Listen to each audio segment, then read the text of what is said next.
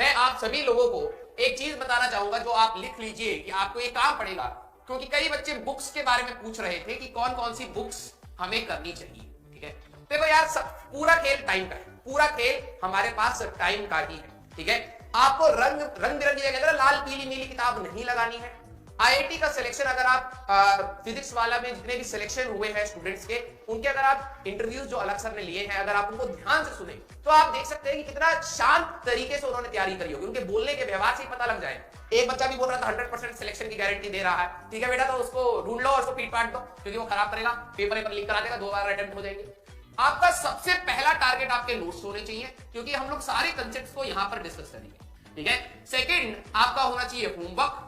ठीक है, अब होमवर्क मैं जो पर्टिकुलरली दूंगा वो आपको मॉड्यूल से देता रहूंगा। अब देखो किसी क्लास में अगर मैं होमवर्क नहीं दे रहा हूं, दैट मींस उतना सब्सटेंशियल टॉपिक कवर नहीं हुआ है कि आपसे क्वेश्चन हो पाए, राइट। तो समझ जाना कि अभी थ्योरी और बाकी है। उस समय जिस समय होमवर्क आपको नहीं मिलेगा, आपकी स्लाइड में आपको नहीं मिलेगा, समझ जाना पीछे का रिवाइज करने के लिए ही सर ने बोला है।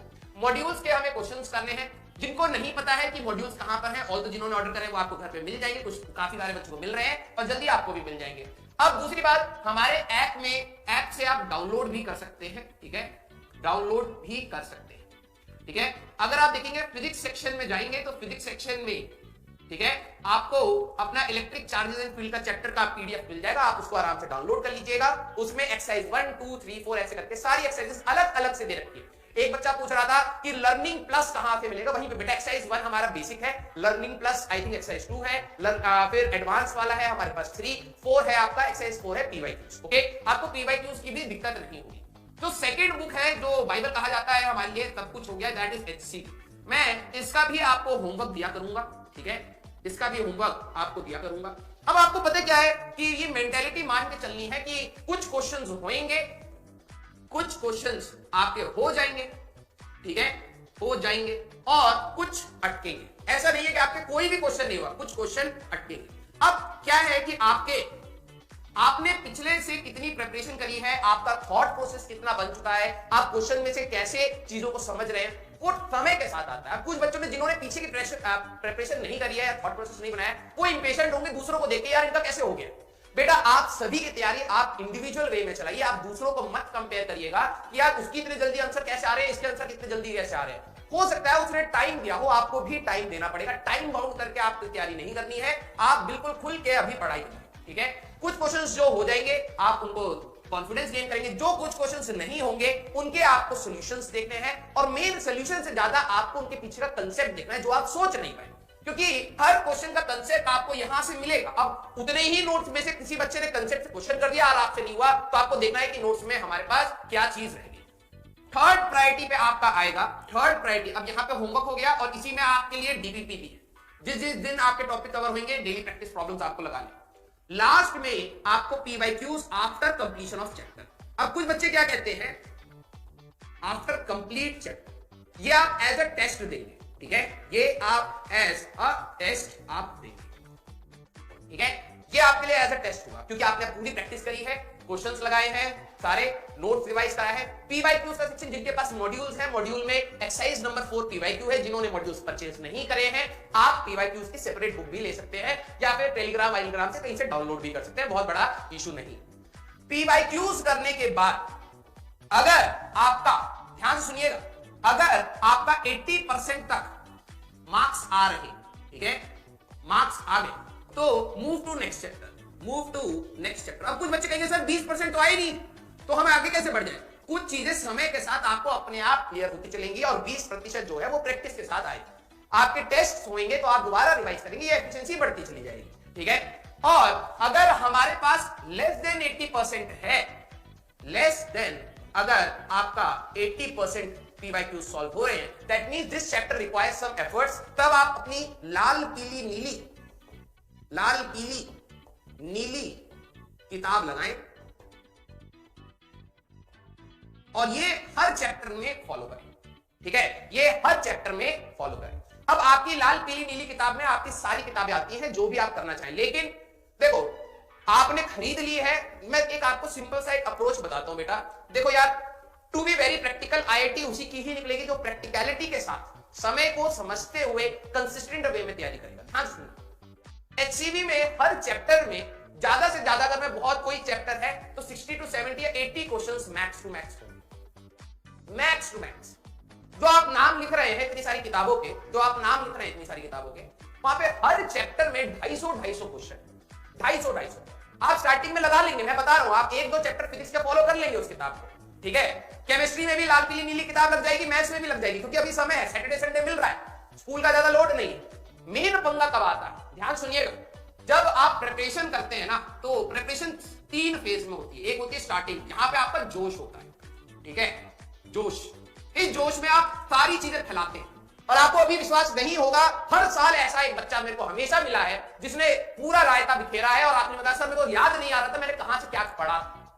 ये जोश को आपको अपना डिसिप्लिन बनाना, ये जोश को आपको अपना डिसिप्लिन बनाना। समय बचेगा तो आप अपने बेसिक्स तैयार करिए। मैं ये नहीं कह रहा कि 24 घंटा पढ़िए, आप जितना पढ़ाया जा रहा है उसको ध्यान से पढ़िए, उसके ऊपर जो होमवर्क दिया जा रहा है उसको अच्छे से करिए। समय अगर बच रहा है तो मैथ्स के बेसिक्स, केमिस्ट्री के बेसिक्स, फिजिक्स के बेसिक्स आप करिए। स्टार्टिंग में आप 11th की टेंशन मत लीजिए, ठीक है। जिन्होंने 11th का सोचना स्टार्ट करा स्टार्टिंग में ही, उनका खराब हो जाएगा। क्यों? क्योंकि वो आपको खुद से डिमोटिवेट करेगा। आपको अगर वेक्टर एडिशन में सिर्फ बेसिक चीज अगर आनी चाहिए, अगर वो नहीं आती तो सिर्फ उसको पढ़ना है, पूरा वेक्टर नहीं पढ़ना है, क्योंकि वो यूज नहीं होगा, वो आपका सिर्फ समय खराब करेगा। डिफरेंशिएशन में आपको मैक्सिमा मिनिमा में अगर दिक्कत है तो सिर्फ मैक्सिमा मिनिमा देखना है।